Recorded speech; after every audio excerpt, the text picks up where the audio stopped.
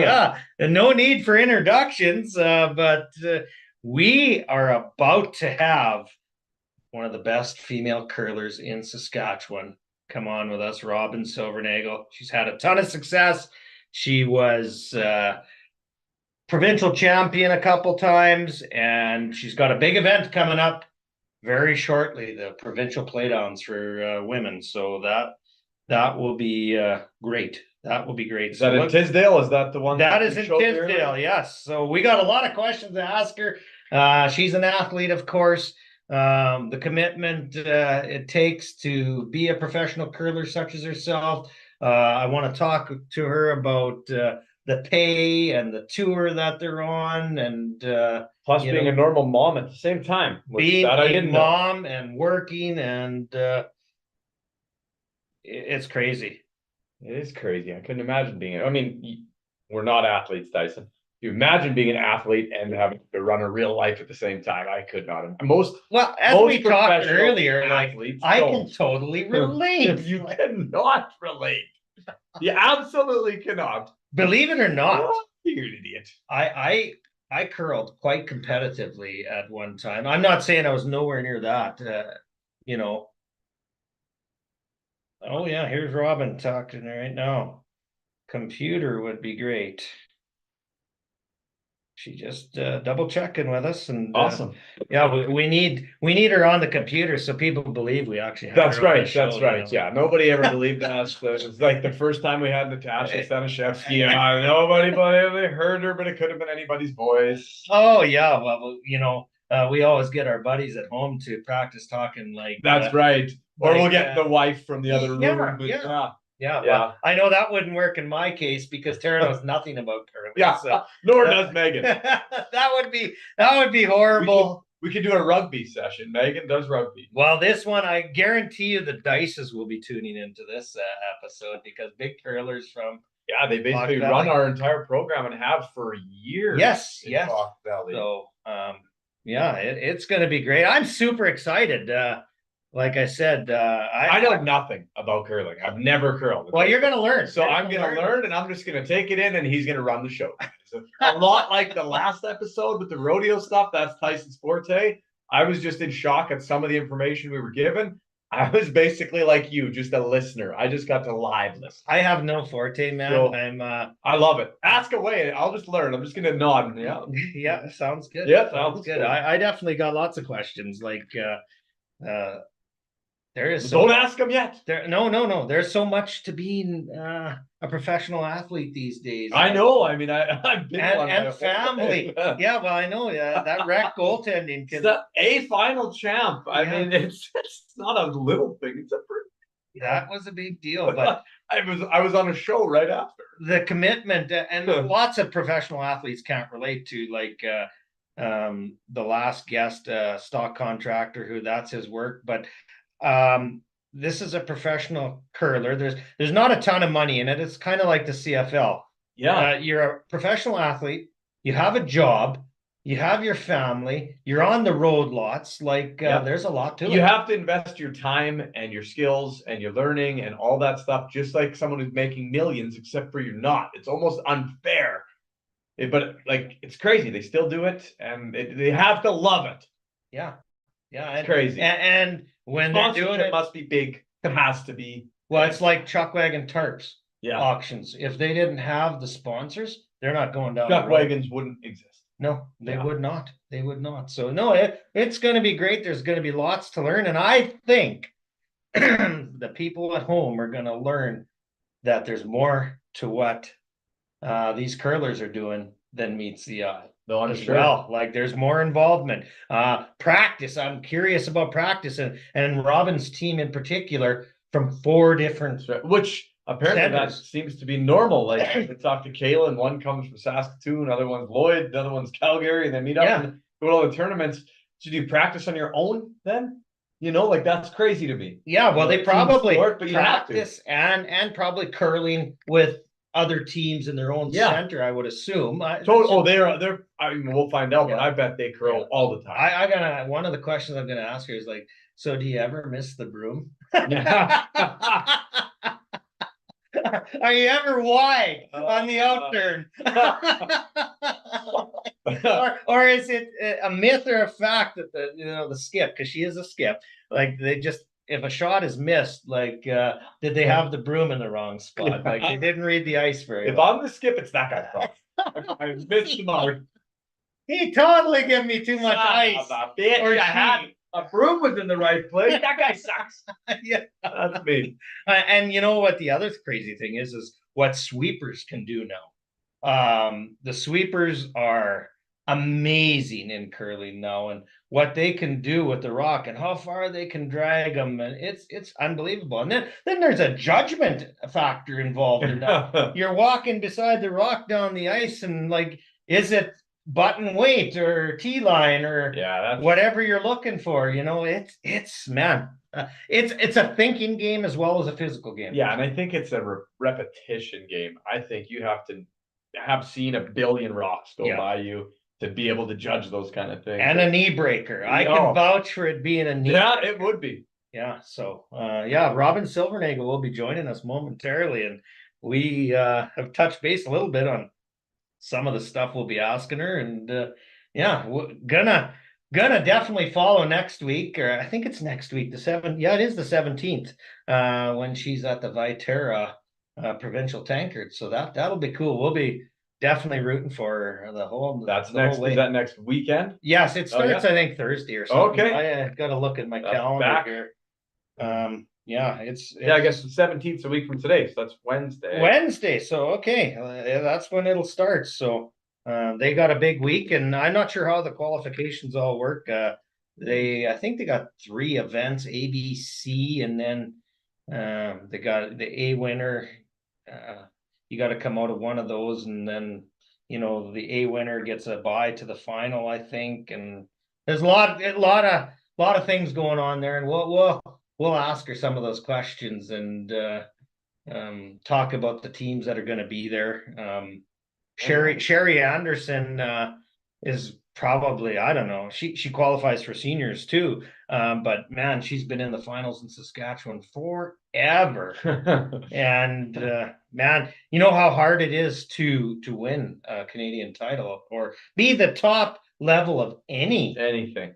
Don't care what it is. And staying on the top. I don't care if it's darts or. Yeah, it doesn't matter. I mean, I'd suck at darts. There's chess. I'm not bad at that one though. That's a sport I'm not bad at. Crokinole, I don't think I'm good at that one. I've played it. Yeah. Very good. Yeah. Oh well, we'll have to get a crokinole. Not great at crokinole. And I do have a surprise for you. We got an event coming up. Not sure when it's going to be yet, but you're kind of watching what you're eating and want to lose a few pounds, and I'm doing the same. Try to get weight. I met a very special guy in Kindersley when we played up there, and yeah.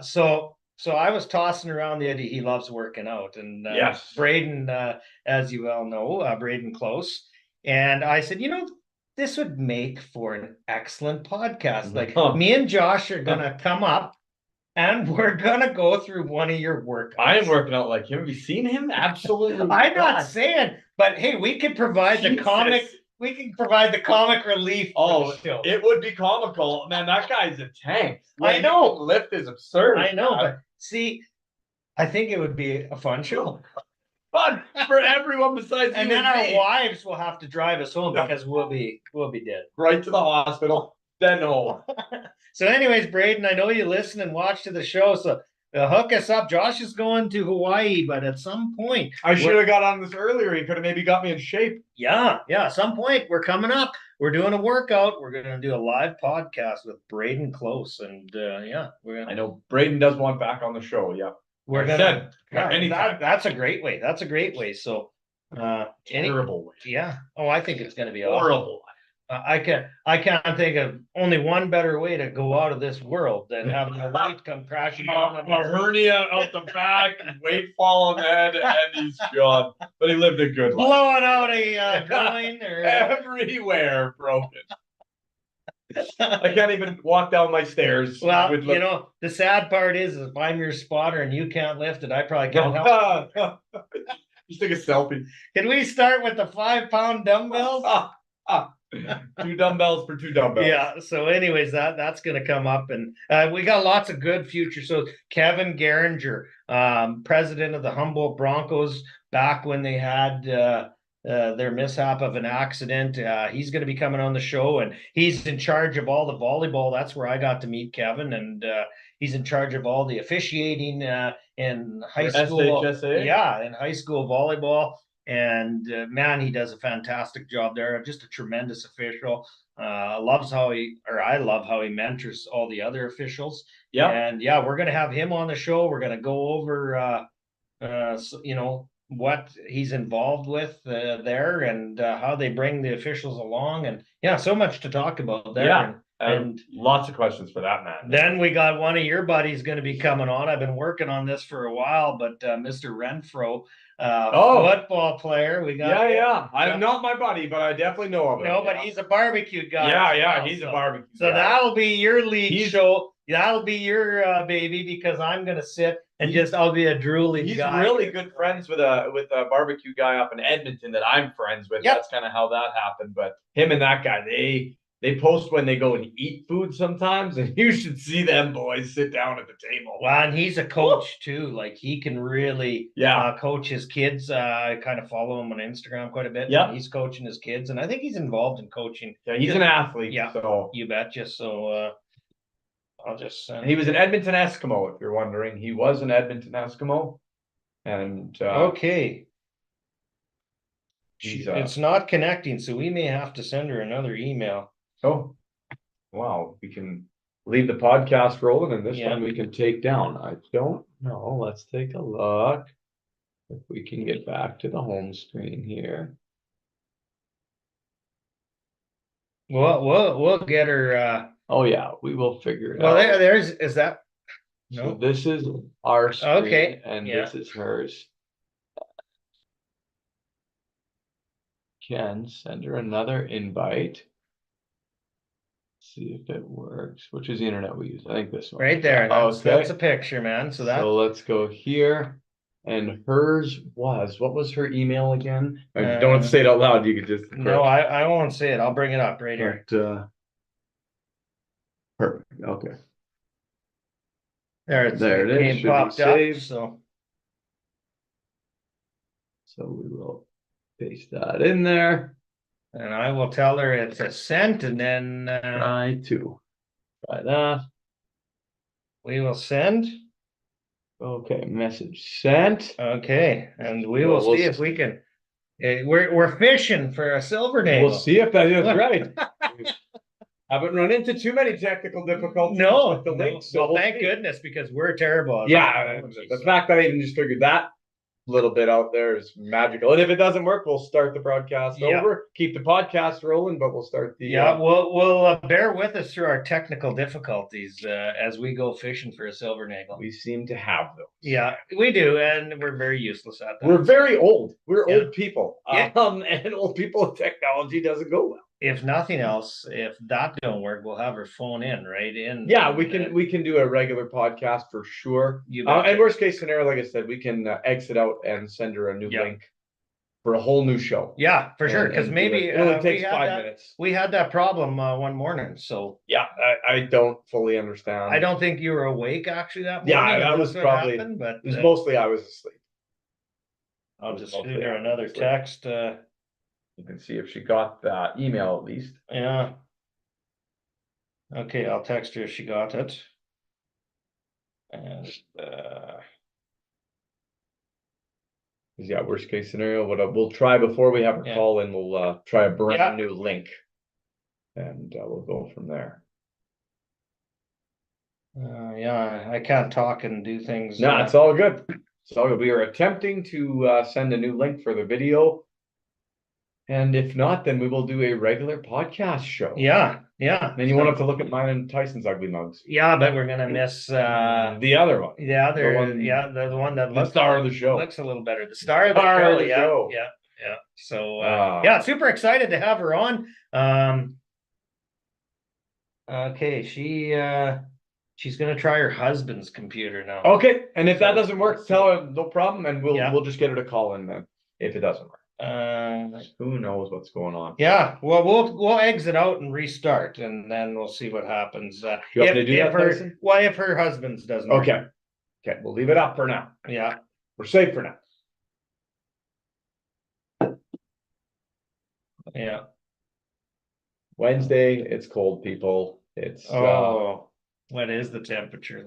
it's got to be like. Oh, it says minus 100 on my Yeah, computer. that would make sense. Yeah, mine is probably no wonder her internet doesn't work or froze literally. Oh well, let's look here. Let's bring up the weather network, and we'll check it out. Banged my arm when I fell down the stairs on the way out here tonight. That was really stupid. Sometimes I know the computers, if they're not set up for Zoom, it is a bit. Yeah, the first time I did it, it was a pain. Yeah. Yeah, well, me too. And then I'm panicking, and now we got her set. After a million shows. Yeah, we kind of do. And yes, so it is right now as we speak. A balmy minus 22 without the wind chill. So what's it feel like if it's? I don't know. I'll open the window. Yeah, no, I don't want to know. I just we'll put a little water on your nipple, and then you tell us how it feels. Oh, here we go. Oh, you're an idiot. Here we go. We got action. We got action. Yeah. Now. Oh, there she is. Apparently, it's my ancient computer. Well, that does happen with Zoom sometimes. Yep. I know I have issues every once in a while, Robyn. So, okay. There we go. Thank you for joining the show and welcome to the Fans Perspective. I'm Tyson. I'm the guy who you kind of been texting and hassling you, and super excited to have you on the show. Well, thank you. Thanks for having me. Making me stay up past my bedtime. Well, that's the little jab you kind of threw at me there a couple of days ago. It's like I'm a mom and have a couple of young kids.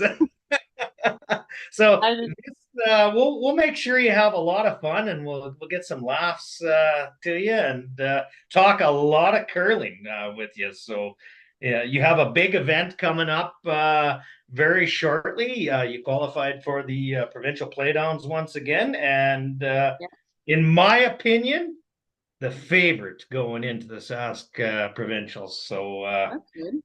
I'm probably one of your biggest fans. I always cheer for you, and man, you do Saskatchewan proud each and every time. Well, thanks. Yeah, last year we probably weren't the pick of the litter last year. So. Well, and let's talk about that. You guys practiced. Go over that. You had how many practices together before you went to the Tankard last year? The provincial, the Scotties, one practice together as a team before Christmas, and then we had our playdowns I think it was the first weekend of January.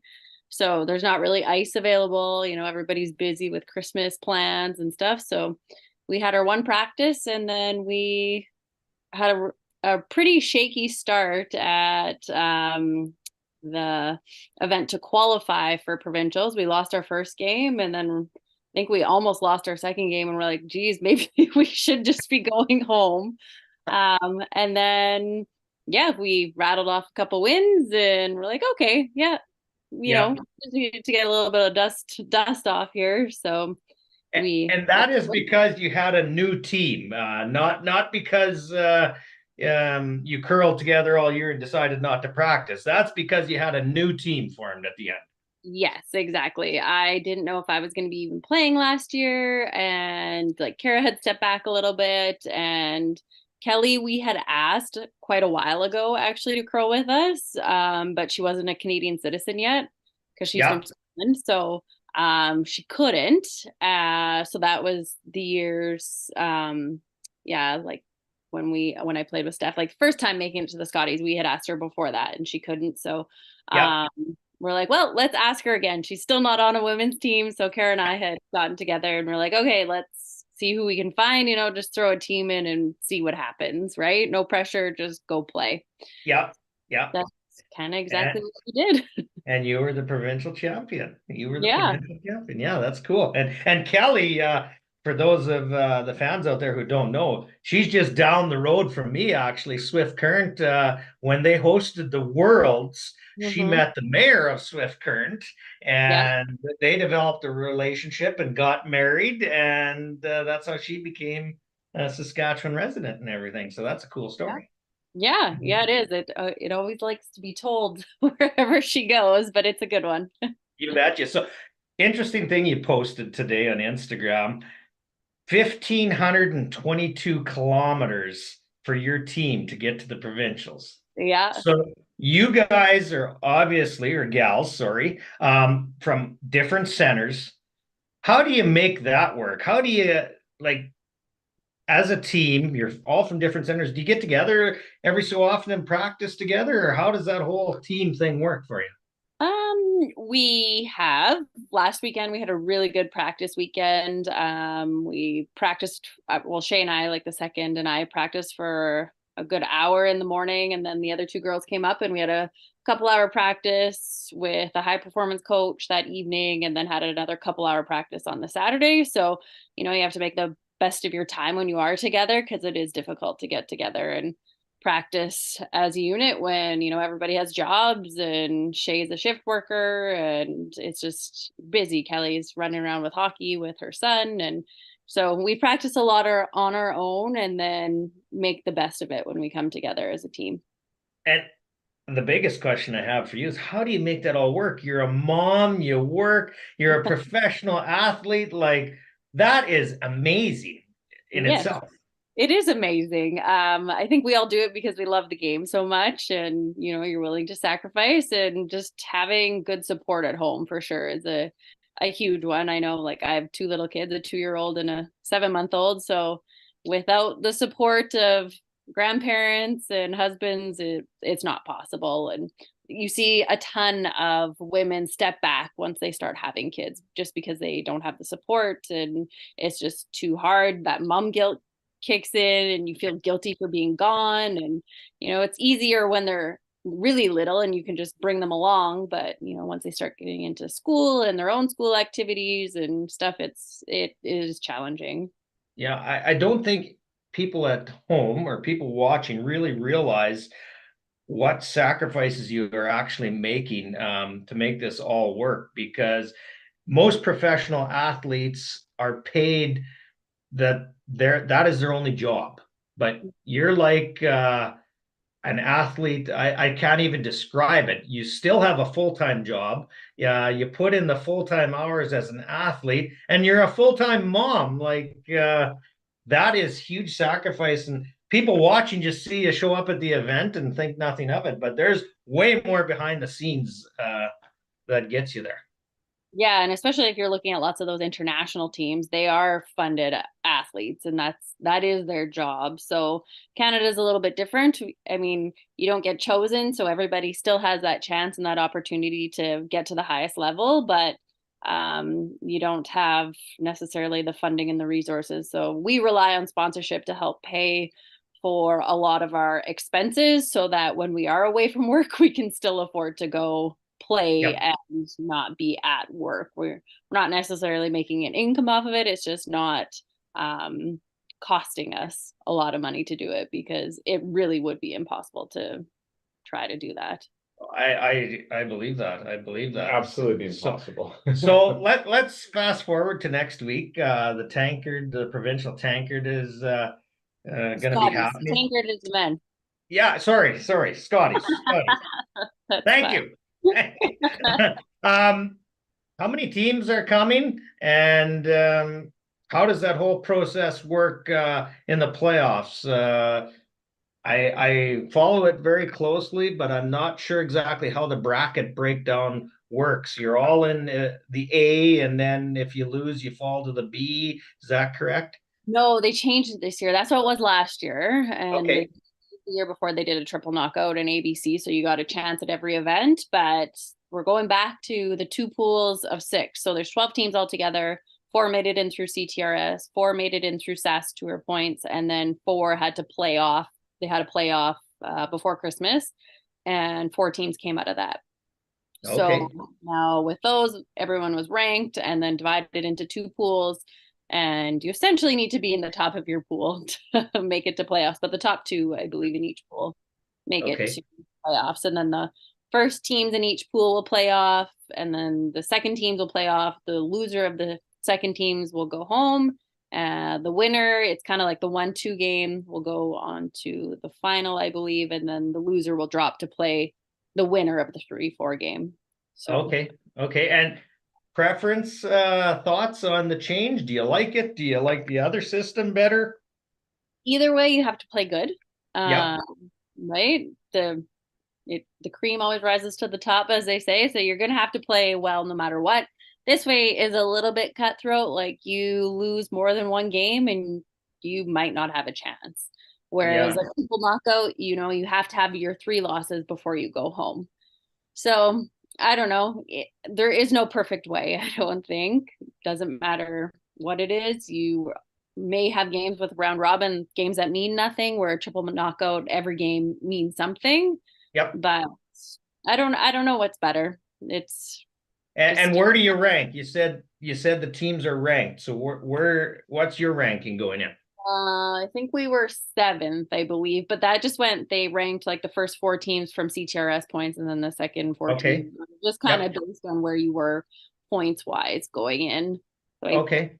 7, but Okay. that's And so yeah, yeah. Well, I'm sure you'll do fine at that, no doubt, no doubt. But I want to ask you what the name Sandra Schmirler. When I say Sandra Schmirler, what comes to mind to you when I say that name? Because she's absolute icon in my mind in Saskatchewan, and maybe one of the best curlers of all time, man or woman. I don't care who. Sandra was unbelievable, and I believe you're right there with her. But Sandra meant so much to the game, and I think she took women's curling to a whole new level, as far as I'm concerned. yeah, Sandra was a pretty incredible person, and I think everybody wishes she was still here to be able to see what else she could have done and the things, she could have done beyond curling and with coaching and those sorts of things. Is definitely still my idol. She, yeah, was a pretty great person, and I guess meant more to me just because she is from my hometown. Her and my Okay. mom were really good friends growing up. They curled together in high school and they were really good friends. So, we always followed along closely with Sandra's curling journey and her curling career. And after she won the Olympics, like we got to hold her medal. She was at my grandparents' place when they had a parade for her. And just, yeah, it's pretty cool that all the things that she's done, and it just gave some young girl like me the hope and dreams to be like, oh, she's from where I'm from, so I can go do that. So she was a pretty incredible, amazing person. Absolutely. And I will never forget the shot she made in the Olympics, off the side and rolled in, double takeout, scored one. Like, if you haven't seen that shot at home, look it up on YouTube, because it, under pressure of all things, right? Like, comes down to Oh, the last shot. So, yeah. so another question, we were laughing before you got on here. Like, I got a question for you. So when someone misses a shot, you're the skip. Is it the skip's fault because they give too little or too much ice, or how does that work? Guess it depends who you talk to, but I feel like we're all pretty good at owning if whose fault it was. Was it my fault that I didn't give the correct ice? Was it their fault that they threw it poorly? I guess it's up to each Well, one first, to figure that out, but I should clarify. Do you gals ever miss the broom? Like, I've curled in the past too, and at my level, it's like, oh yeah, I'm a little full on the broom, or a little wide. He's on the Does, other ice yeah, sometimes. does that happen when you're a professional such as yourself? oh yeah. Or you'll throw it just terrible and be like, don't look at that slide, but I still made the shot, so that's all that matters. So throughout the years, curling has seen many changes. We went to I believe it was the 3 rock rule initially when that came in, and now the rules have changed again. What are your thoughts on the changes, and do you like the game better now, or would you like to see some more changes? Well, I think more changes will come whether we want them to or not. I think they're always trying to make the game, evolve the game, and make it harder because everyone's just getting so good. You know, those Yeah. top teams are so good, and it has made curling a lot more enjoyable to watch. And I feel maybe people will think it's more of a sport. I remember being younger and people like, oh, curling's not a sport. But now there's so much physical components to it with the sweeping and just how technically sound you need to be. And the strategy is a lot more complicated as well. So I think all around it's made the game a more interesting entertainment as far Yeah. as yeah, like spectators go and watching it on TV. And now there is so much on TV, so it is a lot more fun to watch. So I don't mind the rules.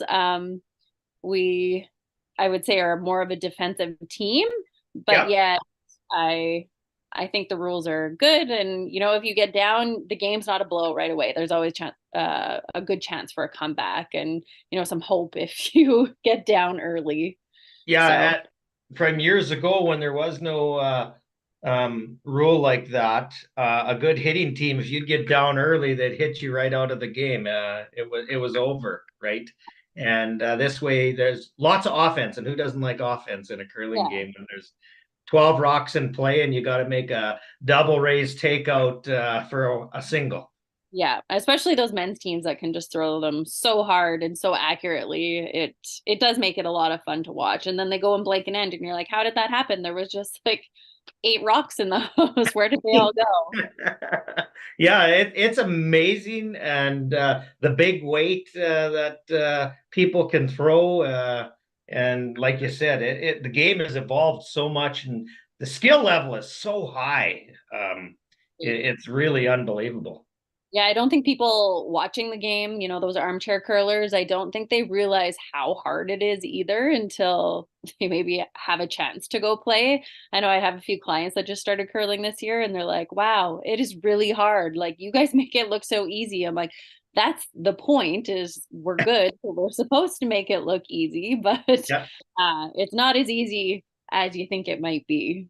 Yeah. So does your team, do you guys go and am I correct to say a tour where there's a bunch of spiels where a lot of the high profile curlers go to? Does your team go to a lot of those ones? Yeah, we haven't played as much this year as I would say a typical season. Just with wives and family and stuff, that was Yep. kind of our thing, is we didn't want to play as much. But yeah, there's a SAS tour, so we played a few of those events. Stuck closer to home, did one in Swift Current and a couple in Saskatoon, and then Swift Mhm. Current hosted the Western Showdown, which had all the top teams that were then going on to the Slam in December. So we played in that, and yeah, it's a World Curling Tour event. So that's where all Yep. those top teams are at. So I want to ask your thoughts, and it's a very controversial subject on curling. A lot of the teams can have one import, I believe, from another province on their team. Any thoughts on that rule? Do you like that rule, or would you like to see a all Saskatchewan or an all Alberta team compete for their own provincial title? I personally like the rule. Um, yeah, I don't think there's anything wrong with it. Yep. Teams mixing it up and changing it anyways, they're going to find a way around it. And I really think that rule is going to eventually be out the window too. And you look at some of the top teams and like a Bragg team, they have two, because they're Team Canada, they have two people from different places, like not Mhm. from, and so they're going to find a way to make it so that those teams can still compete. That's Yeah. just how it goes. And So that's how the game evolves, I it guess, is. right? Yeah, and they Yeah. want the best of the best. And, you know, they want Canada to be winning medals at the Olympics and World Championships. And yet they might just have to do that to be able to have that chance again. Yeah. Yeah. And so, is it a goal of your guys to try and qualify for the Olympics at some point with this team, or is that something you've really talked about? Or To be 100% honest, that is not something we have talked about. okay, yeah, I'd say my last team, yes, that was definitely a goal and something that we were trying for. But right now, I think just in the season of life where we're at, it's kind of take it year by year and see, reevaluate come spring. And we didn't even For know if sure. we were going to put another team together this year. Like last year was like, all right, that was fun. It Yeah. was like, I'm having another baby, so we'll wait and see what happens. And when August rolled around, I was like, okay, I think I can curl. We can go after this again. So I don't think that's really in our realm for right now, but you never know. Come the fall or even the spring after the season's over, it might be Yeah. something to talk about Yeah. and pursue more. Life changes, and I mean the Olympics are every 4 years, so you got some time, and there's lots of bonspiel or not bonspiels to qualify for the Olympics. So yeah, it would love to see you there as a fan. That's for sure. So Yeah, we would love to be there, but we need to get playing. You do need to play on the World Curling Tour events a lot more to be able to have a chance at getting up into those rankings or qualify and or win an event that gets you there. So you would have to be yeah. playing a lot more than what we are. For sure, for sure. And you talk about the World Curling Tour, and so there are some wild cards that make it into the Scotties. Not just a representative from every province and territory, but some wild cards. And how do you go about uh how do they go about getting to those wild card positions? Is that a point-based system? Yes. So they've changed it again this year. They already have chosen two teams. So Einerson will be there as Team Canada again. And Yep. then Jennifer Jones and Rachel Holman will be there as well as wild cards. They've already predetermined that because of their rankings from last year, from their Okay. World Tour event rankings. So they'll be there. And then there's supposed to be one more. So whoever's done really well this season that doesn't make it in through their province or territory, they will get in that way. But they Okay. also just announced, I don't know if you've seen that. I think it was None of yes. it. None of it is not sending a team. So we're like, oh, great. That just made the Scotties a lot harder too, because you're taking the next ranked team that is going to be in. Uh, And those points come from where exactly? So when you're on the World Curling Tour Yep. events, you play in those, you get points. And the points are Okay. based off, they have like a way of figuring it out based on the strength of field, how strong the teams are that are there, the amount of money that's won, like the total prize money, how many teams. I don't know what else there is, but there is a whole formula they follow to get points. And so that's why like slams and stuff like that are worth a lot of points because it's all the top teams and worth a decent amount of For money. sure. For sure. So a little while back, we were talking and you said clients. So what does Robyn Silvernagle do outside of curling? I have a hair salon. Oh, nice. I do that as well as like permanent makeup. So I do brows and lashes and all aesthetics type stuff. Yeah. I've had the Okay. salon for 14 years now. So That, it works wow. well with curling to just work when I want. And it's worked well Yeah. now having kids. I only really work one day a week away, which today was my day of work. So And uh, you're the boss. You're the boss. So it's pretty easy to get a day off if you need, right? it is. Yep. It's pretty good that way. And so do you have winter there? Like it's been a phenomenal fall. It's been warm. Do you have winter there now? Is it's obviously cold and snowy? It's freezing cold today, yes, but winter has finally come. A little late. Christmas was 2 weeks ago, but that's okay. Yeah. And so now back to curling. Obviously, curling is a very physical game. People don't really relate that. So how much off ice training do you do to be ready for your events? Yeah, we all are hitting the gym. Shay, my second, and I both do CrossFit, so I can't say for Shay how many days a week she does CrossFit, but she coaches CrossFit as well as does it. And then I'm there usually 4 days a week. Kelly would do CrossFit, I think, if they had one in Swift, but they don't anymore. So she was busy doing Spartans here in the fall. And yeah, she's always working out, that girl. She's pretty fit. And Kara, well, I don't know if she really hits the gym, but she plays volleyball and does a lot of extracurricular sports as well. So she's just an athlete all around. So there's a lot more to just showing up for the games and Oh yeah. afterwards going home. There's a lot of preparation. So another question I have is going into next week. You know the teams. Do you study the strategies of some of the teams, or you kind of know the style of all the teams that are going in, or how do you approach the games? Do you just read it as the game comes to you, or is there a strategy going in with each team? Um, I would say we probably will stick to more our strategy than trying to outplay the opposition strategy, if that makes any Fair. sense. Yeah, that's fair. We'll play to our strengths, and if we get a chance, then really take it. And if we know something about some of the other teams, like I don't even know, we haven't even played all of them this season, so there's not necessarily things that we're going to know for sure that they're better at or like. But say there's a shot that she likes to hit instead of draw, then we're probably going to leave them what they don't want or what they're Yeah. maybe a little bit weaker at. Yeah. But overall, we'll probably just be playing more to our strengths. Okay, okay, that's fair. That's fair. I was kind of curious if there's a strategy going into the game because there's all kinds of strategy during the game, but how much you do before the game was uh, Yeah. a It's something question. we talk about for sure before the game, like who we're playing and kind of what our game plan is going in. It's not like we're going to play every game exactly the same, but still just stick to our game plan. Yeah.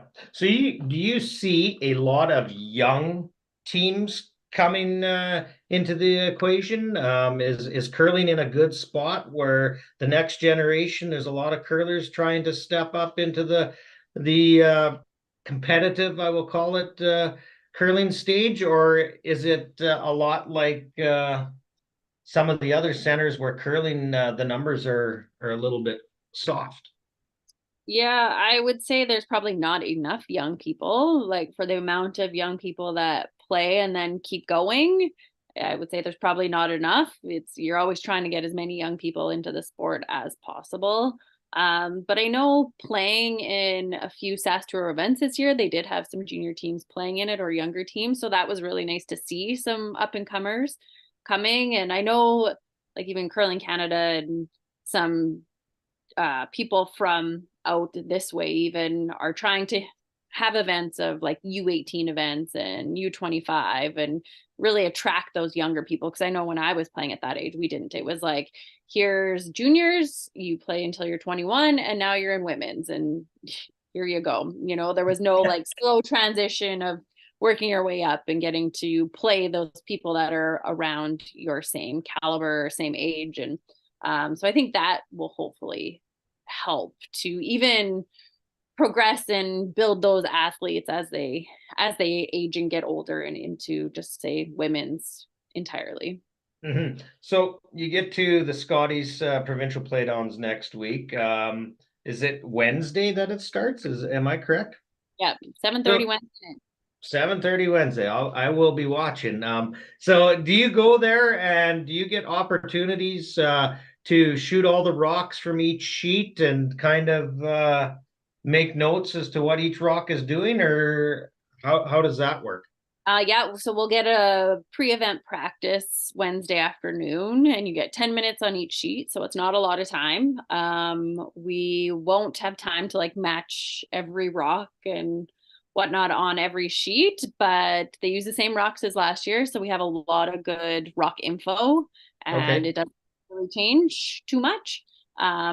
So any sheet that we don't know, we'll probably match in that practice, and then just go based off of our information from last year. And then usually you get a practice right before the game.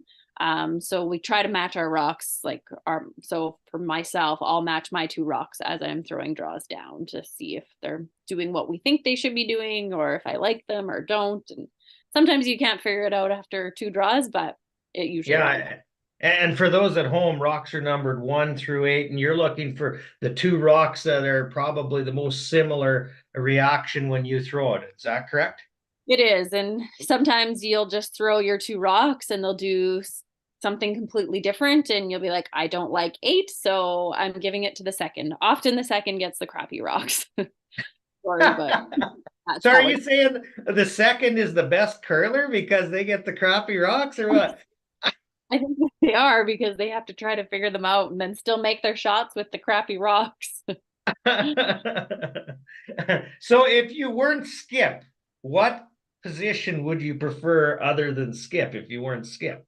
Well, if I was my husband, I'd be third for sure. He thinks that's the best position ever because you get to sweep, you you still throw your rocks, but then you get to be in the house and call line and be more involved in strategy. But I actually played a little bit this year with Team Yegi from Switzerland. I spared with them a couple weekends. So I played third, which was actually a lot of fun. And then I did get to play second for the tier two slam, which I'd never played before. And I also enjoyed that. I enjoyed sweeping. So it was kind of a nice change from skipping. But I'd probably have to go with my husband and say third. But there is something about being the skip. As my mom always says, you're either the hero or the bum. And that is so the truth. You're looking amazing or you have essentially lost the game. So Yeah, it's yeah. emotional roller coaster being a skip, that's for sure. And it basically that's you're like the quarterback of football. You're either the hero or the goat, and there is no in between, right? There is no in between shot there. So Yeah, it's definitely up. And the other thing is you've got all that pressure too, right? Because you're the last shot. exactly. Yeah, the pressure. So if it comes down to it, personal preference of yours, last shot for the Scotties Tournament of Hearts. Do you want to hit or do you want to draw? Um, is it a wide open hit and do I have to stick No, around? no, no, no. It's one buried behind the guard. And you're either playing top weight to that rock or you're gonna go right for the button. Well, I just at the end of our practice, I'm like, all right, let's finish our practice with a draw to the button, and I nailed it. So let's go with draw to the button for the win. That's what we always. It can't ask for more than a draw to the 4 foot for the win. Well, there you heard it here, Saskatchewan fans. Robyn Silvernagle will be drawing to the button for the Scotties in 2020. Let's hope it's not that close and I don't even have to draw. Yeah, I would be okay if you win it in 9 on a handshake and you don't have to throw that rock. I'd be just as happy for you. Pretty much that. That again. So there's lots of great teams in this country. Rachel Homan, of course, is one of them. There's many to list. Every province has so many good curlers. Is there a kind of a team that you really enjoy playing against that's a lot of fun besides the whole competitive thing? You just kind of enjoy playing against a certain team? Oh, geez. I don't even know. I'm full of tough questions. I mean, everyone's very competitive out there too. So it's not like it's your bonspieling, let's rah rah, have a great time. You kind of get Yeah, into your own and your, yeah, yeah. I don't know if you can really say anyone's like super fun to play because you're not out there really socializing with the other team. It's more just with your team. So Is there a certain team that you kind of, or is it possible or just a myth that you have really good? It seems like you match up well against a certain team for some unknown reason, and it just they kind of fit how you play, and you have success against a certain style that they play. Is that a thing? yeah, I guess. I mean, you would have your teams where you have their number, where you can just almost any given day go beat them, but then you also have the teams where it goes back and forth all the time and those are kind of fun because you never really know who's going to win. It's like, all right, who's bringing out their best game today? And that Yeah. used to be, I will say, Sherry Anderson's team. We would have battles with them all the time. And that was our team to beat. And now she has her senior team, which my mom plays on. So my mom will be at provincials as well. Um, but they're in the other pool, so we won't even get to play them. And they did play us once this year and they absolutely kicked our butts. So Wouldn't that be something if you got to play against your mom? Like, so you said the top teams. So if they'd win their pool and you'd win your pool, there is a slight possibility of playing each other. we played them last year twice. We beat them both times, but played them in the semi or 3-4 game. I don't remember what game it was. Semifinal, yeah, and beat them. So yeah, my mom just always says, "Oh, as long as it's not a provincial championship, I don't care when we play you." Well, Sherry Anderson, it seems like, has been around for years and years, and she's always in the running in the provincial. Yeah. She's always right there, and the Yep. longevity of her career is absolutely amazing. Like I've curled a long time ago as well, and my knee wouldn't have held up to all the years that she's curled. Yeah. There's no question. I think she has a few injuries, but she still perseveres and prevails through. So Loves yeah, the game. Loves the game. yeah, Yeah. totally. Because they play a lot still, even their senior team, they play a ton. So is that a futuristic look at you, like your mom? Do you see yourself kind of curling throughout the years ahead and maybe coaching your children possibly someday? Is curling going to be part of your life moving forward, even after the competitive window? Oh yeah, I think so. I think that's the beauty about curling is you can just play it or be involved with it somehow, no matter what age you are.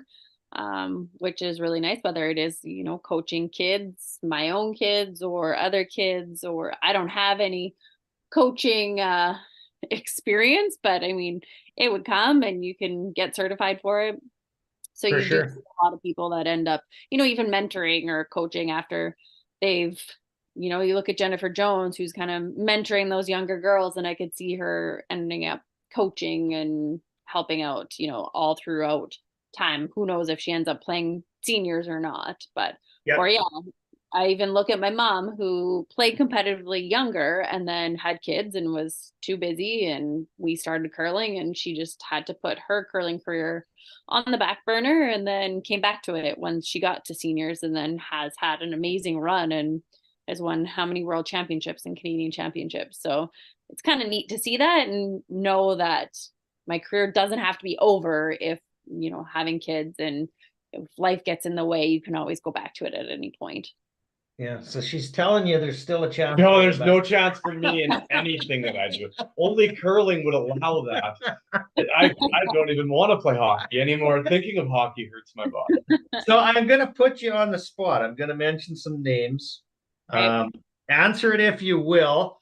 And if you're undecided, that's okay too. But I'm going to mention some greats: Colleen Jones, Sandra Schmerler, Jennifer Jones.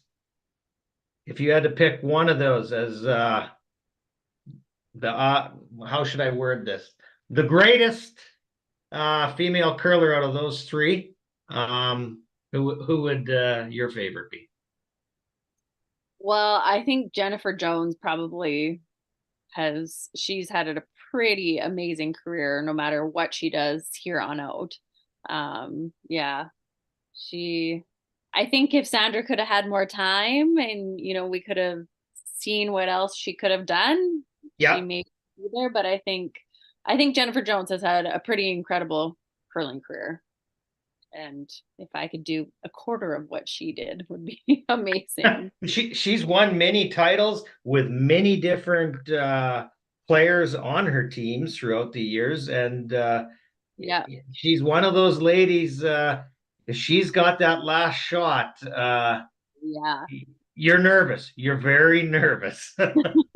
Yeah, she can just the way she can be going through an event, not like playing okay, doing all right. And then when it comes to the championship, she just revs it up and plays amazing. Like you see it year after year when she does that. And I'm like, wow, that's something I aspire to do. So Yeah. yeah, she's So when you get to the Scotties and you're in the event, what does it feel like to yourself to be at that level amongst the best in the country?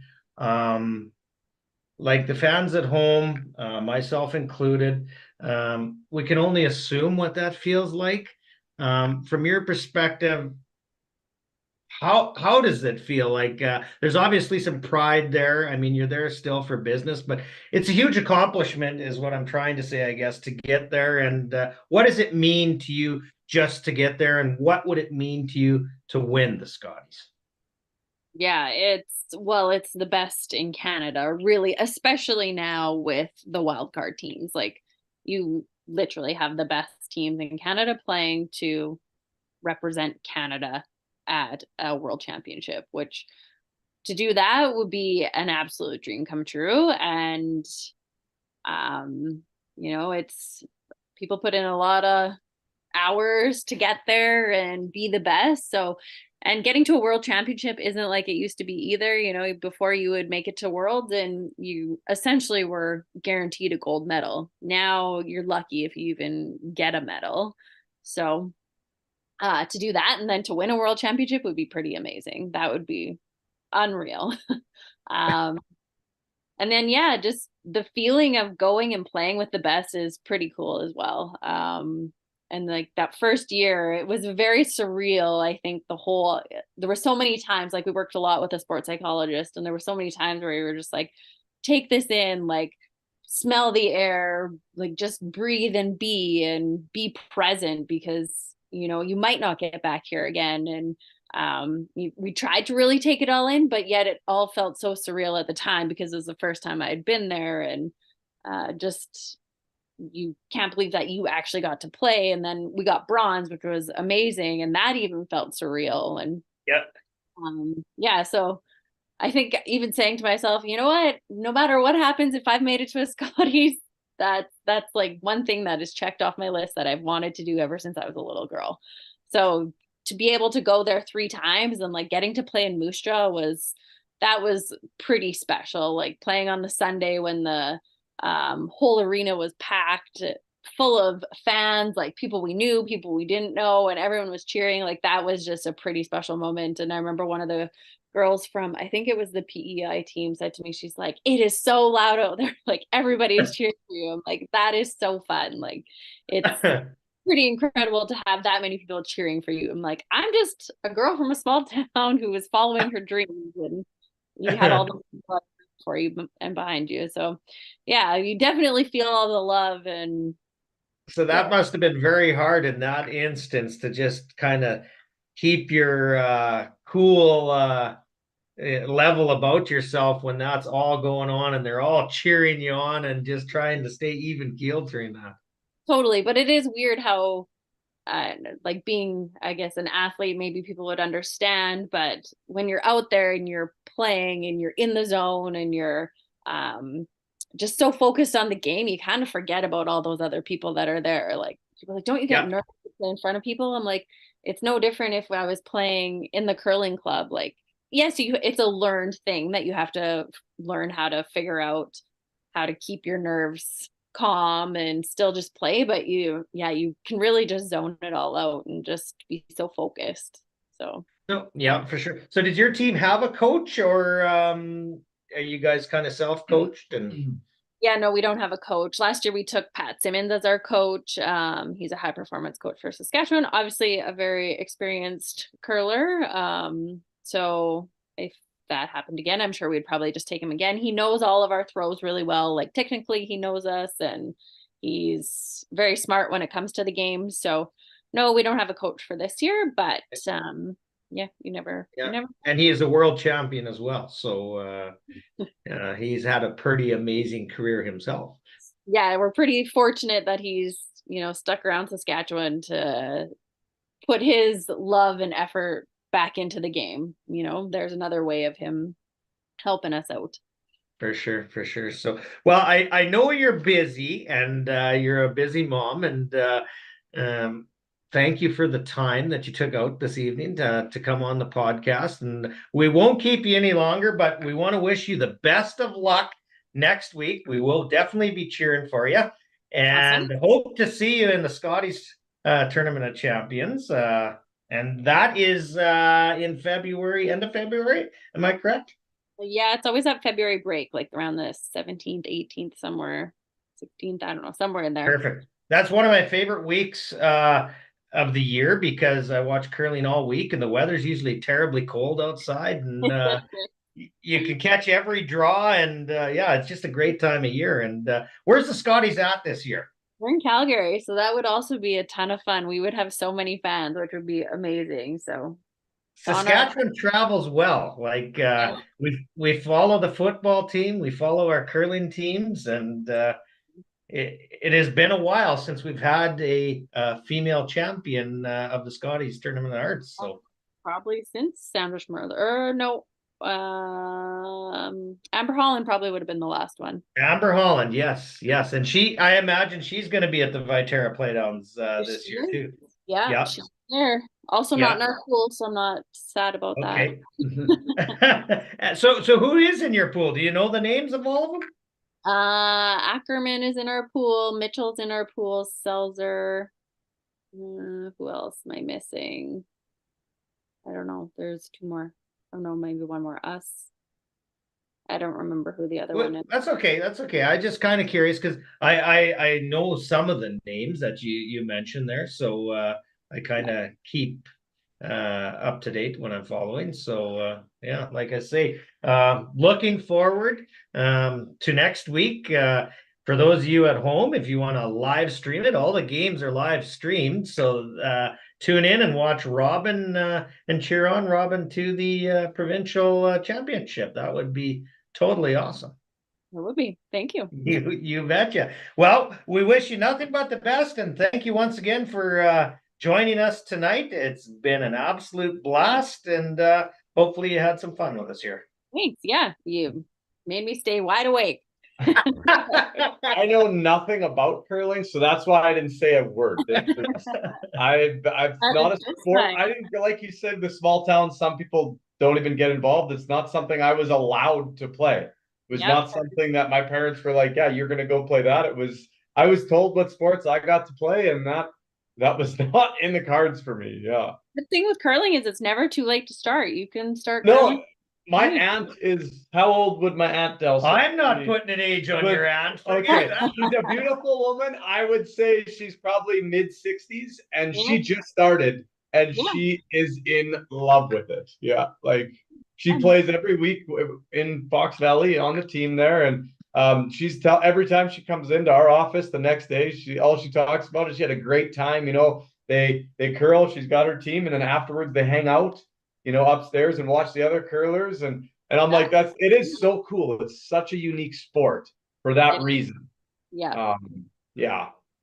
Well, I gotta tell you, I was so excited because I reach out to all our guests on Instagram, and I'm like, okay, I'm gonna send Robyn one because kind of I'm a super fan of hers, and that would be totally cool if she responds. And man, I can't thank you enough for responding to that Instagram. It takes me a while. I feel like it went into my requests, and sometimes I don't see those for a while. 3 or 4 months is all it took, Robyn. 3 or 4 months. They do go into the weird request bin. Yeah. I used to be a social media person. You know what? It's terrible. I'm not good with social media stuff either. And between my salon page and my page, there's days I've missed a lot of messages. Whoops. I think you got back to me within the week, and I usually circle back to all our guests. Like I'll send an invitation out, and if they don't respond, I'll kindly just send another reminder out. And some don't ever respond, and kind of the ones who are interested will respond, and that's kind of how I get to all our guests. So I can't thank you enough for answering that Instagram and having you on the show. And like I said, we wish you nothing but the best next week, and we'll be cheering from here. Thank you. You betcha. And hopefully down the road, you never know, maybe our paths will cross, and we can have a cup of coffee or something and chat about a little. Come watching at the Scotties. Absolutely. You make it to. Yeah, hopefully you're in Calgary, and we'll do our best to get there because we're not that far from Calgary. We're only about 4 hours. So, and where are you guys located? We're Fox Valley, Maple Creek, real way in the southwest corner here. So yeah, well, my husband's from Etonia, so it's not too far. That's where my son plays hockey. Well, you're a local now. Like if he's from Etonia, you're basically a local. Yeah. Kidding. Etonia feels like home. I was there last night for 4 hours at hockey. Yeah. How old's your son? He's 10. I wonder. So is he? Chad's nephew is maybe. He might only be 9. Is it you 9 and you 11? U9 and U11. Yeah. So not 10 and 9-year-olds are on Opposite. on my team. Yeah. So what would the name be? Gettinger, Austin is. Oh yeah, his dad's the coach. Yep, Dan. So that's my husband's brother. Oh, no way. What a small Yeah, Austin world. and Yeah, Parker it's play Saskatchewan. together. Yeah, my son and Austin are on the same team. Yeah. Okay.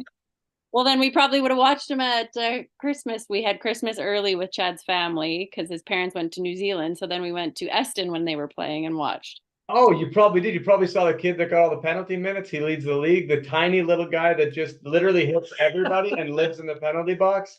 That one's fine. I don't know if any kids got any penalties that game. Your husband will remember if he watched it, because I'm pretty sure that game he almost set a league record in that one. I think he was in the sin bin for 4 or 5 different penalties. Yeah.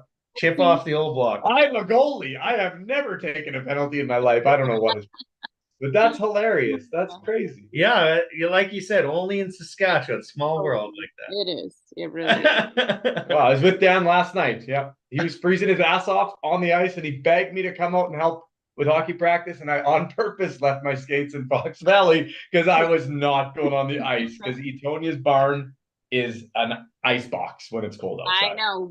They turn the hockey rink into curling ice at the end of the season. So last year Chad's like, let's go play. So I was like, okay. I was very pregnant, but I like froze to death. And I'm like, it's March and it's freezing in here. Like it was awful. It was Horrible. So do you ever trade the curling shoes in for skates, Robyn? It's been years. I used to figure skate back a long time ago. Okay. Into curling, but yeah, it's been many years since I skated. Curling is much more comfortable than hockey. Hockey in Saskatchewan, those rinks are freezing. Curling surfaces are kind of I freeze in the curling rinks, but that's skipping problems. It's okay. Well, all you need is your lead or second to throw one really light that you have to go down and help the sweepers out every now and then. When we were in Swift, we played with 3 because Shay, the second on my team, she's a firefighter, so she had shift work, so she couldn't come. So I ended up sweeping a lot of my own rocks, and I'm like, this is great. I am staying warm for once. My wife is just like you. If it's not 23 degrees in the house, she's kind of cold. And I'm like, are you kidding me? Yeah, that's me. I could live somewhere warm, but I said the only good thing about this snow is it feels like we should be curling, and provincials is always freezing cold, like or a snowstorm. So we're just right on par. So have you played in Tisdale before? I think back in juniors I played in the curling club, but I've never in the arena, and they'll turn the arena into curling ice for provincials. So And how much different is arena ice versus curling rink ice? quite a bit different. It'll usually be, I wouldn't say quicker, but it'll be curlier. There's Okay. curl, which is nice. We like that. It's way more fun to play on arena ice than club ice. But some clubs are pretty good at getting decent ice if they have good ice makers. Yeah. But on the average, the normal league, your average league curler does not want curly ice because then their rock's going from one side to the other side and they can't make a shot. So And there's more to reading the ice when there's some swing to it than if it's straight. Yeah. Oh yeah. 100%. Yeah. But we like it because you can make a lot more finesse shots and harder shots that you can't on straight ice. That's straight ice is the great equalizer. And offense is fun when there's a lot of rocks. As a fan, I would sooner see 10 rocks in the house than 2. Like 2 is boring. And why they changed all the rules. Yeah. More entertaining. And is there a push? My last question of the night, and then we'll let you go. Is there a push on to speed these games up for like the television stations? Because it seems like they're trying to get you guys to speed the game up. They want it to happen faster. Yeah, so like they had tested a few different things last year. I think the next thing will be going to 8 ends all around. Like provincials are 10 ends. Everything's 10 ends except all of our play. All of our play is 8 ends. Like in the World Curling Tour events, the slams, everything's 8 ends. So then they have it 10 ends because it's a world rule. So I'm sure that's going to change probably for TV just to Mhm. shorten the game up.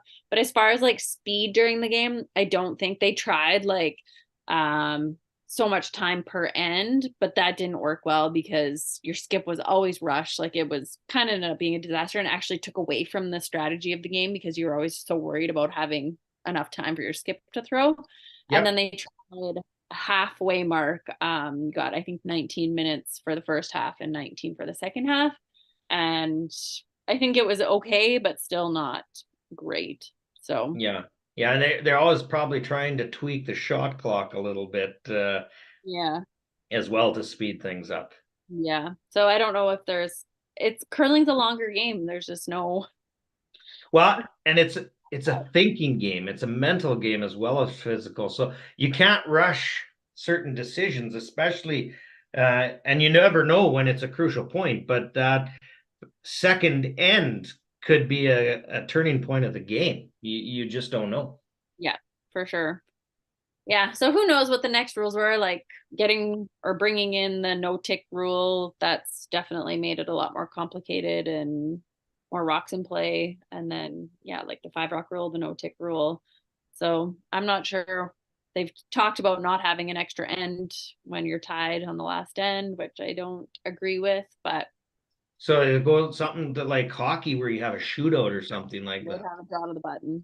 Yeah. No, Maybe no. to make it more Shoot out to the exciting, devil. like a Play draw a to whole game and then all of a sudden you have to just draw the button to win. Like, we could have like a draw to the button and you could put on like helmets and some elbow pads and stuff. Make it a little more physical. So we get more entertainment. yeah, like a kind of a UFC extra end. You're turning curling into basketball. I don't know if you're familiar with basketball, but that's not the way to make sports better. Well, we can honestly tell all our fans out there cheer for Robyn Silvernagle. She is a local. She has ties to Etonia, Saskatchewan, and tune in next week as she'll be at the provincial championship, and we'll be cheering her on. So, Perfect. Thank you thank you guys. very much, and Good have luck a and great thank evening, you. and good luck next Hey, week. thanks.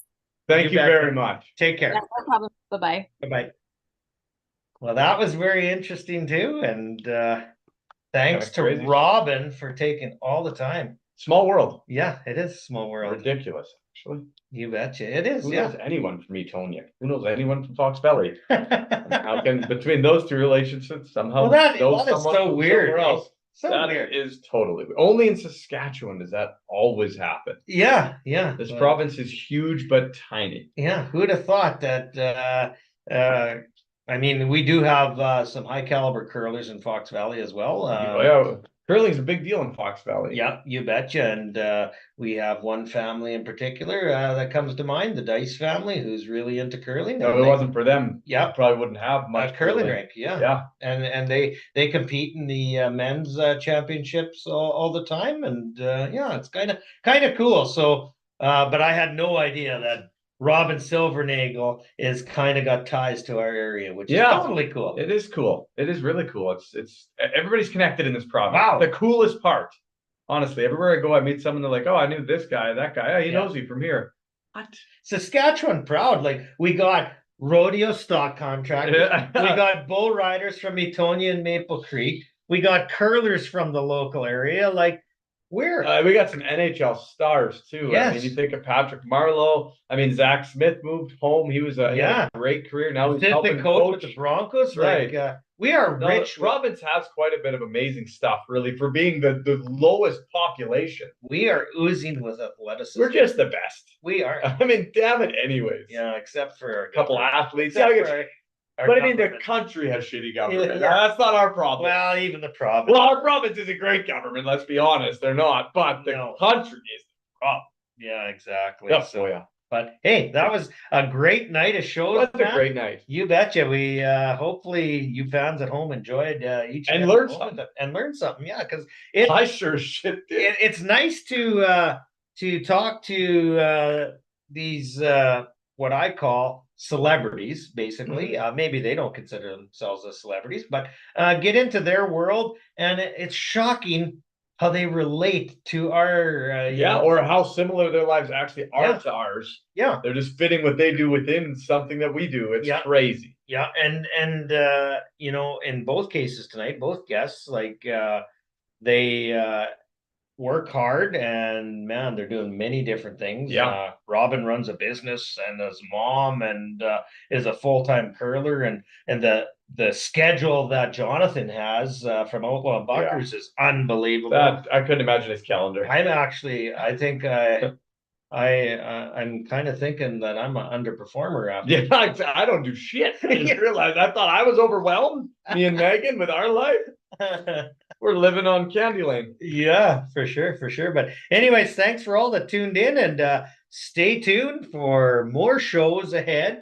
We got more morning shows. We'll have Friday morning show. Tomorrow I won't be able to do one. Nope. But Friday we will have one, and we'll have to pick because there's a huge weekend in NFL football that I am so excited for. The best weekend in the National Football League. And for me, it's super sweet because I can't even eat or drink or do anything with my team even play. Which is a good thing and a bad thing. I hate when I always find, and Donnie even said it to me, when your team comes in on a high, it never seems to be the one that wins. Whenever the favored one never wins. And I'm like, fuck, we've never been the favored one. Now we're favored. Now we can't win. Shit. Wow. But my Ravens are off, so I'm gonna enjoy the weekend. Okay, well let's give a little teaser to Friday.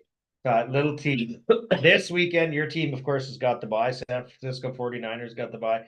Just give us a little teaser what you're feeling for the weekend. What I'm feeling, I'm thinking CJ Stroud is going to put on a show. Yeah. But I think the Browns are still going to win. Yeah. I think CJ Stroud is going to have an awesome game. That's just an early prediction, but I do believe the Browns defense will prevail. Yeah. Joe Flacco will do enough to win, just like he always has in his career. I don't think the Steelers have a chance in hell. I think I just don't. They're banged up. TJ Watt's not playing. No, I know that. Yeah. I think their quarterbacking sucks. It's terrible. Yeah. Buffalo they're on a mission now. Yeah. They've been on one for 7 weeks. They've been on a playoff run for 7 weeks. They've been playing well, and they haven't played well. Exactly. Yeah. Josh Allen hasn't stood out, and they've been winning. Yeah. So, and then I think Miami coming into -20 in the Chiefs territory, and I'm not a Chiefs guy this year. I really am not high on them at all, but I think Miami's in for a rude awakening. I don't know if they can play in the cold, and it's going to be that's a key. Cold as hell at Arrowhead. Yeah. Now Miami did pick up 4 defenders in the last 2 days. Did you see that? Who released? They got Melvin Ingram. They picked up a bunch of veterans. Justin Houston, who was the big guy for the Ravens last year, because they've got so many injuries. Yeah, they have loaded up because they know their defense isn't good. Yeah. And I don't know if it'll help. You only got 1 week to prepare and learn, but they're doing everything they can to put something on the field. So, but I still think that I don't think they're going to be able to touch the Chiefs in the cold. I just don't. And then who else do we got? I think that Lions-Rams game will be the game of the weekend. I agree. That Stafford comes back. Yeah. Oh my God! If the Lions got beat up by Stafford, it would be. I cry. I'm not. Well, you know what though? Detroit has that kind of luck. I know. That's what I'm saying. Do you imagine of all the things they're finally kind of getting over that hump? Stafford comes back and lights it up, and the Rams are no joke. Yeah. Although that team has gotten better and better as the year went on. The difference maker is Hutchinson. I agree. Probably my favorite defensive end. Mine too. This year, honestly. And I really like that Max Crosby as much as I hate the Raiders. Yeah. He's got a motor like him too. He just goes every game. I like Davis from Philly too. But Hutchinson is my favorite. Yeah, Hutchinson is just a blue collar worker out there. You see him, he's churning every play. Yeah. And he's part of every big play. If you ever see there's a fumble on the field, you watch replay, it was his hand that popped through. They didn't even see him in the play, and he's a winner. I agree. And then my Eagles and Tampa. And Eagles better walk all over them. They have to walk all over them. But it's in Tampa. I've been reading headlines. Nick Sirianni's job is on the line. Yeah. And there's already rumors of Mike Vrabel and Martindale. Wow, that would be a killer. I mean, Martindale is a defensive guy. He was with the Ravens for a long time, and he had good defenses.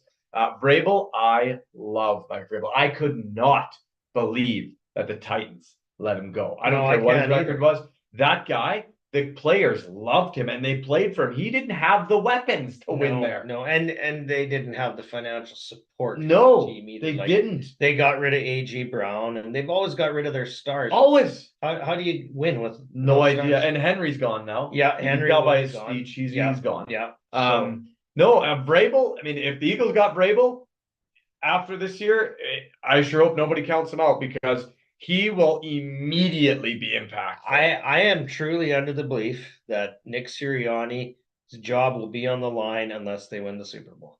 Yeah, I think you're right because even if they win this week and lose out next week, he's still, I think, I think he's the GOAT. He created a problem somewhere. Yeah. It's insinuated because there's enough veterans and whatnot. There shouldn't be a problem. No, and if you got the right coach, it wouldn't exist. Exactly. I think that's a good move. And he's the guy who hired the defensive coordinator and the offensive coordinator, who both have had problems. That's right. Yeah. And by him, when I said he's the GOAT, I mean the scapegoat. Yes, the scapegoat. I totally know what you're saying. Yeah. But I'm with you there. I think Vrabel in Philly. Oh, I would hate to see it. They would be so good under him. Yeah, hard to say. Hard to say. And then you got Pete Carroll got fired today. So is he done? Or, what about Belichick? Still nobody knows. He's still signed by the Pats. Maybe he'll resign. I don't know. Pete Carroll in the Charger uniform would be absolutely all right too. Could happen. Yeah. They've already asked for permission to speak to from Michigan, the Chargers.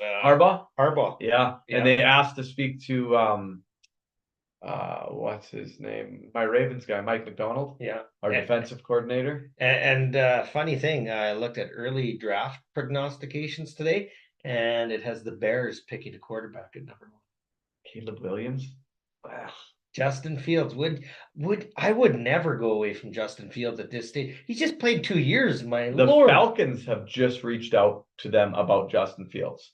Well, I would take Justin Fields. Yeah, the Falcons. He's closer to being a star than drafting a rookie quarterback. I agree 100%. And I'm not sold on Justin Fields, but I think he hasn't been given a chance. He's got no one on his team. No, you got to give him a chance. He doesn't have a receiver. He's got nobody. Yeah, like you telling me that you're going to draft a guy out of college and be further ahead. Could you imagine if he just gets tossed by the wayside now and that's the end of his career? Nobody would really know what it could have been.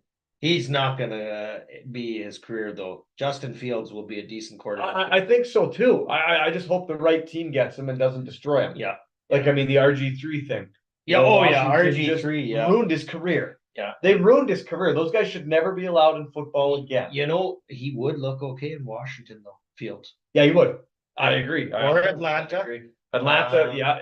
Well, especially now Arthur Smith's gone. Yeah. With him still there, no. And then that guy doesn't play the good guys. He never ever let Bijan Robinson be Bijan Robinson. No. What a horrible coach. You probably got Browning from Cincinnati going to be going to another team. Oh, yeah. He knows he's a starter now. Yeah. And he wants to be one. Oh, 100%. He's felt it now. He's felt it, baby. So he's probably got that hot wife in all white the last game. I can't get over it. My good God. And the Raiders need a quarterback, too. Aiden O'Connell ain't the guy. And probably the New York Giants and the New England Patriots. And there's a lot of need for quarterback.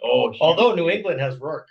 I tell you, that's a sleeper for next year. Yeah, if they give him a chance. If they give him a chance. That is the key. But just come back to Ryderville. Yeah. Not come back. Come back to see come to Ryderville. Hey, turn our franchise around. We made a freaking hero. Did you hear this week? We never talked about it yet. Our quarterback, Trevor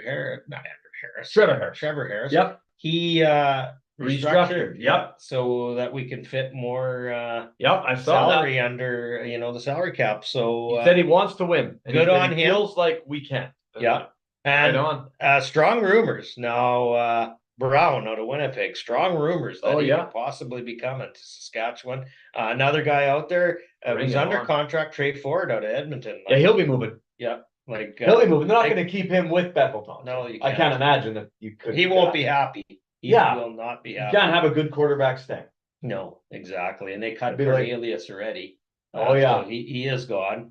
And probably Dalagala could be a backup in Edmonton or something like that. Or Mason Fine, or you got Arbuckle out of Ottawa. Lots of good secondary quarterbacks. Yeah.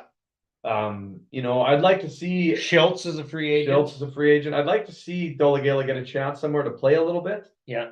If it's not here, I'd like to see him move because I do believe that I think he's talented enough. I just think he needs the right coach, the right game plan, and a team built around him. Like certain teams and certain receivers catch the ball different. When you got a monster like that, like it's just different. For sure. Totally different.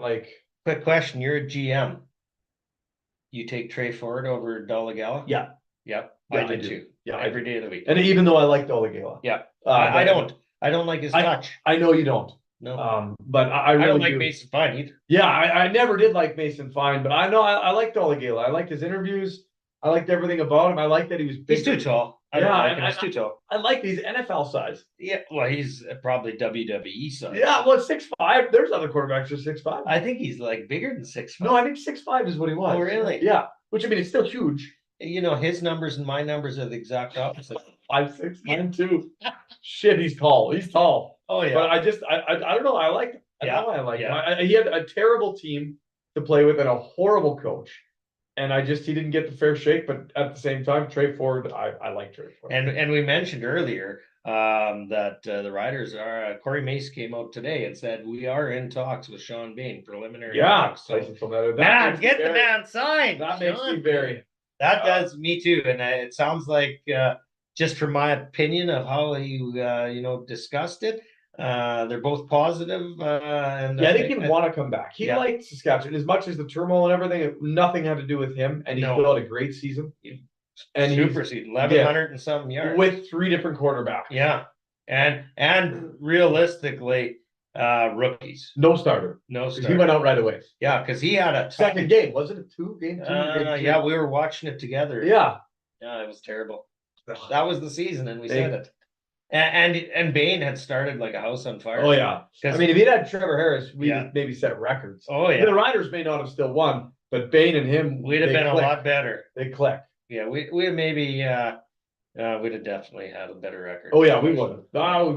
With Trevor Harris, we would have. We'd have been in the playoffs instead of. Yeah, we might not have won, obviously, but we'd have been there. Yeah. Anything else you see the Riders looking for? Like I think there's gonna be a lot of defensive pieces moving because Corey Mace is gonna bring some guys. Oh yeah, there's gonna be boys that want to play for him, just like guys want to play for Chris Jones. Yeah. All of a sudden, you're gonna see guys, some Toronto guys, surely. And they had a great. I would love to see the running back from Toronto come to Saskatchewan. Would I ever? I don't know if that's possible. But that man is a beast. He's a beast.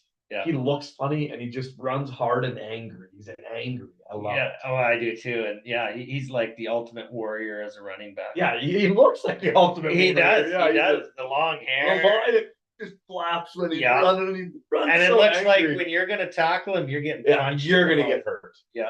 I watched Richard Sherman? No. Tyreek Hill was interviewing Ray Lewis about the Pro Bowl coming up. Yeah. And he said, Ray, let's be honest. If I played against you, I'd blow your doors off. And Ray said, wait a minute, young man. He talks. He's like, wait a minute, young man. I get the right angle on you. I know what's coming. I don't think so, son. He's like, I would run right through you. He's like, oh, you don't want to play with me, son. He's like, you can just see Ray's like, this guy's lost his damn mind. Yeah. And Tyreek Hill just burst out laughing. He's like, I'm glad we don't have to actually do this. He goes, yeah. Ray was laughing. He's like, I would put you into the turf. He's like, if I got the angle on you, you might be fast. But Ray's like, I run a 4.4 for a linebacker. Yeah. And then they put in the back of the screen, they showed his, what do you call that? The combine? Oh, yeah. The combine, yeah. 4.47. Ray Lewis around, like, that's scary as shit. That man was huge. Oh, I know. You look at some of these guys and what they can do. It's scary. And the size they are. The size of the defense and how fast they are. They remind me of a grizzly bear. Oh. That size. And Aaron Donald, there's a few like that. Yeah. But Aaron Donald, that guy from Cleveland Miles Garrett is freaking scary. Cam Wake was the best. Oh man. He played up in Canada for a bit, then went down and dominated. He was an athletic freak. Yeah. He could have played any position. That's how good he was. Yeah. I think he started as a tight end. Did he really? Yes. Wow. Yeah. And then he ended up tearing people's faces off. Yeah. Yeah. And just super athletic freak. Maybe the best we've ever seen in the CFL. Maybe. Yeah. Athletic wise. Yeah. And defensive lineman, I would say for sure. Oh, yeah. Absolutely. Nobody could get after the quarterback easily. He made it look frick. You go look at the CFL highlights. Well, There's a reason why he left and went and dominated in the best led league the in world. league in sacks a couple of years down south. Yeah. Yeah, With the was a Miami treat. Dolphins. He was a treat to watch. Another guy I actually enjoyed watching, Bruce Smith and the Buffalo Bills. Oh yeah, Bruce Yeah, Smith was awesome. Do you remember? And they had a linebacker, Donnell Bennett, I believe. That name doesn't strike me. Oh, he was good too. Bruce Smith does, just because I've been watching so much shit on the Bills, because they had a whole document on it last night. Yeah, of course they made the playoffs, and they're the it's a Rough big deal. Riders of the NFL. They really are. And but I was gonna see Alex Singleton. Yeah. Now two different teams. He owns the record for most tackles in a single season. The Philadelphia Eagles, yeah, and the Denver Broncos, yeah, and the Calgary, from Calgary, from Canada, yeah. And Calgary Stampeder, went down there and he did it. He did it. He's doing it, man. That's crazy. He's a starter at a linebacker and owning records, like team records for the history. And he's not a big guy for a linebacker. White guy with long flowing hair, looks like a tank, big smiley guy. I mean, when you think of a linebacker, you think of Ray Lewis, not Alex Singleton. Yeah. He's a guy that flies through the middle, almost like a cross. He's like a hybrid. He is, like between a safety and a linebacker. Yeah. That's what I think of him, and that's why he's so useful. Yeah. He is fast. Pass coverage. Oh, man. Everything. When you lead your team in tackles in the history of that franchise, that's a big deal. He could be the best Canadian linebacker to ever play in the NFL. Could be. Pretty impressive. Yeah. I remember watching the Calgary and I hated his guts. Oh yeah. He's all over the field on us. And then when we went down to the NFL, I'm like, oh, there's another wasted talent, never get to play. And he did. Yeah. And he did something with it. Congratulations, Alex Singleton. Yeah, pretty good. But I still hate him because he was a Stampeder. Yes, I know. Can't get over that. Oh, but yeah, it's a lot to look forward to. I'm looking forward to Friday's show. It'll be all NFL. We can do a recap of the NHL. By then there'll be more. Oh yeah, tonight there was only 3. The Oilers play tomorrow night. Yeah, for the 9th win in a row. So yeah, man, if they come alive, I got told you they would. He was talking about trading everyone. Let's go back in the show to like 5 weeks ago. No, don't go. Yeah, go back and listen. He was giving. I told him. I said they can't keep losing. I'd love if they did. They're too good, and they're in the playoff spot right now. I told you they would be. I thought it would be before Christmas, but I got to tell you, I'm basically Nostradamus. I hate their schedule because I can't even get into a rhythm of watching them because they get 3-day break. I know. The NHL scheduling is ridiculous. They've played the fewest games in the league, I believe. Like they got 4 or 5 games on a lot of teams. It is ridiculous. The whole scheduling is weird. 3 games tonight. Could have been 70 last night. And how about the Winnipeg Jets first overall in the NHL? Yeah, that's crazy. Yeah, that is pretty cool. Well, you got the best goalie. It can happen. And they got a good team. And Adam Lowry is a beast. Yeah, he is. But I tell you what, I would take that matchup all day as an Edmonton Oilers. Absolutely, especially in a 7-game series. And Hellebuck's really the X factor. No one else. Golden Knights are starting to falter. They got some injuries. They're not playing. Yeah, they're banged up. And actually, I was looking at the statistics. Edmonton, with their games on hand, they're not that far away from these teams. They're 8 points behind the Golden Knights. Oh yeah, no, they're not far behind. They're when you win 9 games in a row. Yeah, you close that gap quick. They're 4 or 5 behind LA Kings. It's crazy where Edmonton is. You win that many games in a row. This league's too up and down. Yeah. There's no one's had a 9-game winning streak this year. I mean, the Sharks have had 2 10-game losing streaks, but that's about it. That is it. There's the haves and the have-nots of the NHL, and there's more. Vancouver's doing very well. Vancouver. I'm happy to see them doing well. I know. The more Canadian teams that do well, the better I am, unless it's Toronto and Montreal. But I actually even like if the Oilers are doing okay. I don't mind it. But I wish Ottawa was better. That's a team I they had high hopes and they're underperforming. Yeah, big time. Yeah. And I don't like the fact that they brought in Jacques Martin, a guy from the past. I agree. That's cycled stuff constantly. We talk about it all the time. And that was the problem with the Edmonton Oilers for so long. All those old Oilers, get them out of here. Yeah, have them in as like a scout, maybe. Yeah, Paul Coffey though has done a good job. Yeah, I mean, it's nice to have the odd guy in and out. I'm telling you. But to have it just filtered with your greats from history, that doesn't mean they're hockey people. No, that doesn't always translate. And the game has evolved. Totally. Have they evolved to where the game is at? Well, they've asked Ray Lewis why he doesn't take up a defensive coaching position. He said, I don't think I've got the coach in me. Yeah. said, I don't know if that's me. He's like, I'm a mentor. He knew how to He's play. like- He knew how to. Ray Lewis to me is the ultimate He's like a motivator. motivator. Yeah. He was a great player and he could motivate, but that doesn't mean you're a coach. No. Maybe he may someday have like an assistant coordinate, assistant defensive linebacking position. Yeah. But it would be still more of a motivation spot. Oh, yeah. And maybe from there he'll learn, but he said, like, I don't have the coaching. Yeah. And if you don't know what we're talking about, Google on YouTube, not Google, go YouTube Ray Lewis motivational speaking, and you'll understand. God, shit your pants. You'll be running through a wall before you're done the video. And don't do it before bedtime. Oh yeah, you'll be your poor wife. You'll be grounded. Yeah. Or she'll be grounded. Yeah, one or the other. Someone's getting grounded. Someone's getting grounded or pounded. I don't know. The Ray Lewis way. Yeah, the Ray Lewis. Bedroom talk with Ray Lewis. You betcha. But I guess that's probably it for tonight. So join us Friday morning with a lot of NFL talk, our sports select picks, and Our last big pick of the year. our last big It's pick. 6 games. Yeah, After yeah. this, there will not be enough games. I don't know if we can recoup our losses. No, we can. We absolutely can. But there's always next year. There's always next year. Yeah. Hey, No, we got hockey. We can start betting. yeah, that's true. Yeah. Flames, loss. We can Win do like every week. Saturday games. Exactly. Yeah. The Hockey Night in Canada games. Yeah. Bam. Exactly. Every Saturday. Exactly. Oh, we So could do this. You bet. We could turn gambling into a full-time loss. We're pretty much gonna win. Yeah. That's all I can We say. gotta win. It's just, our time has come. I've kept all my tickets for losers. We got a stack. Our time is coming. Yeah, that's right. Anyways, thanks for tuning in. It's been a great night of great guests, and That has. yeah, look forward to the next show. Awesome, guys. Thanks a lot. Cheers.